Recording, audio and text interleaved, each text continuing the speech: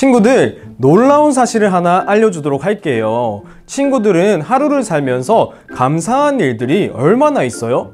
어떤 날에는 하나도 없을 수도 있어요. 너무너무 기분이 안 좋은 일만 생기고 그냥 짜증이 막 나고 하루가 빨리 지나갔으면 좋겠다 싶은 날이 있죠. 그리고 어떤 날에는 감사한 일이 아주 잠깐 생길 수는 있을 것 같아요.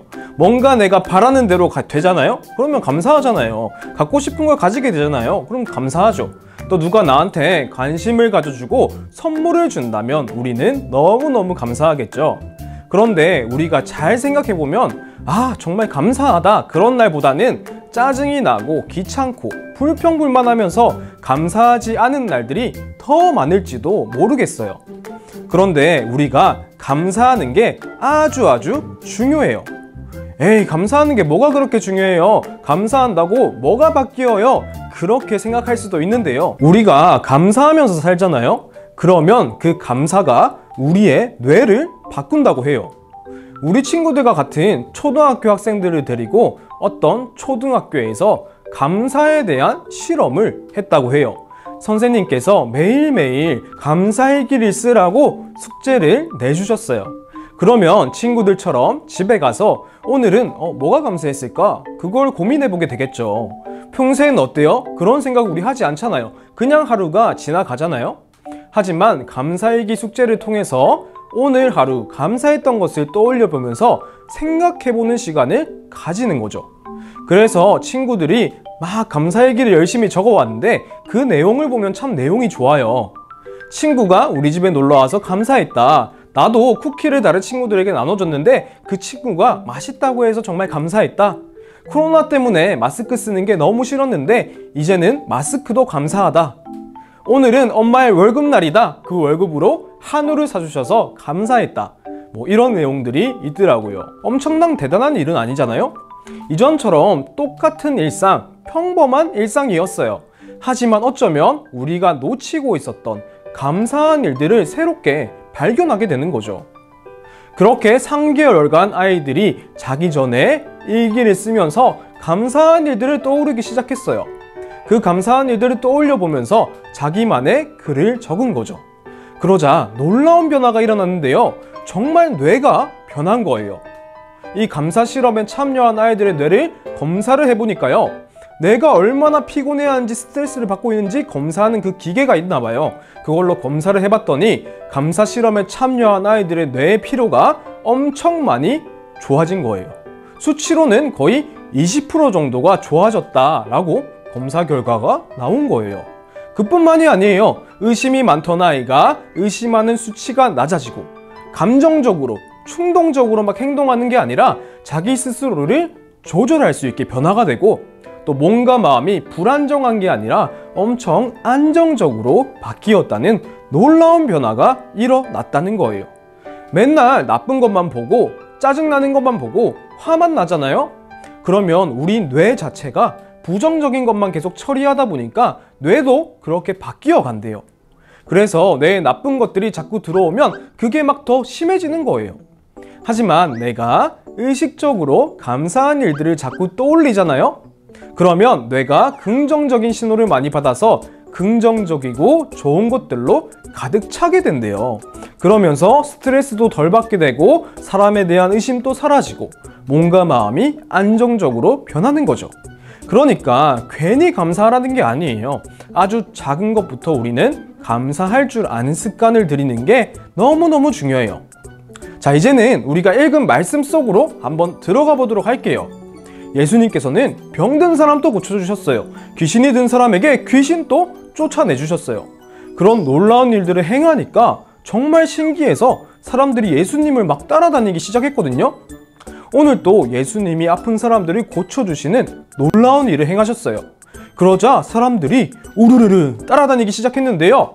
약 5,000명이나 되는 사람들이 예수님을 따라다니기 시작한 거예요. 그러다가 저녁이 되었어요. 해는 지고 사람들도 이제 배가 고파오기 시작했어요.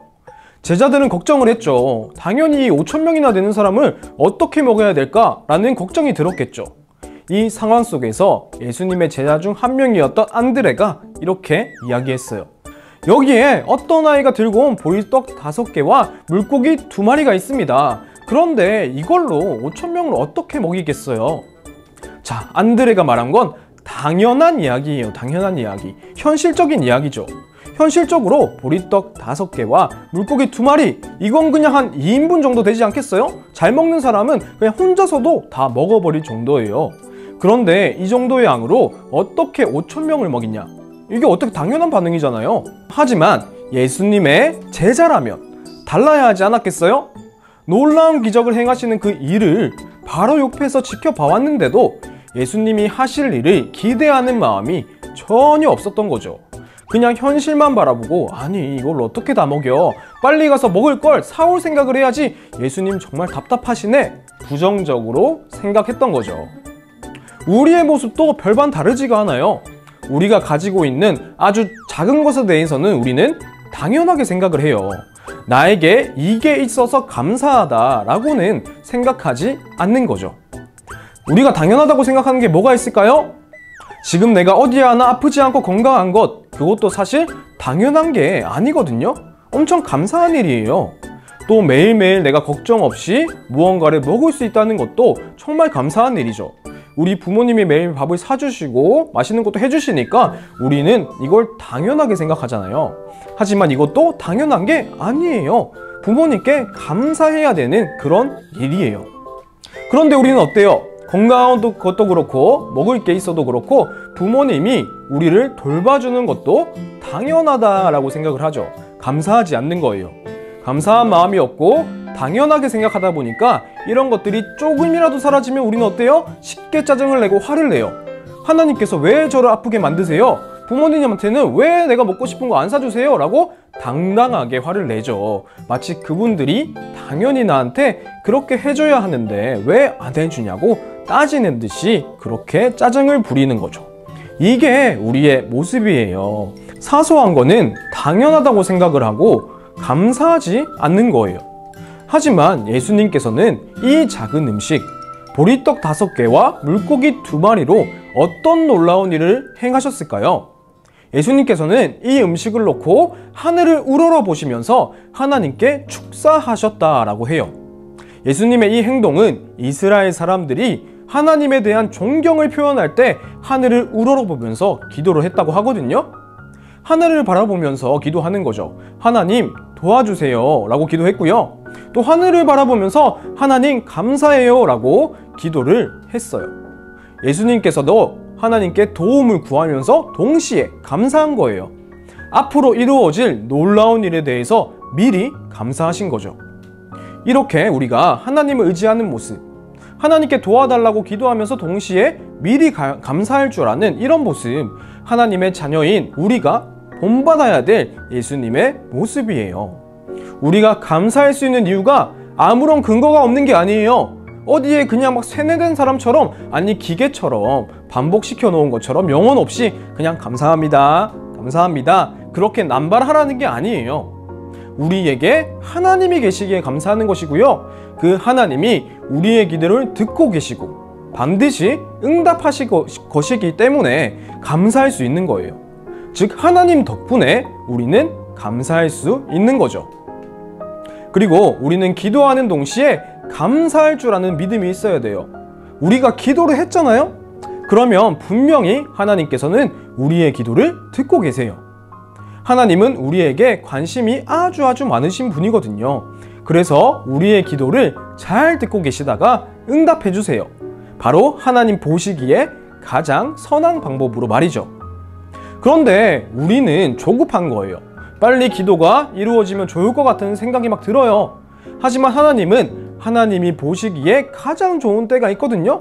그때까지 우리는 참고 기다릴 수 있어야 돼요. 기다리지 못해서 하나님을 보고 원망하거나 하나님은 안 계시구나, 내 기도도 안 들어주시네, 그러면 안 되는 거죠.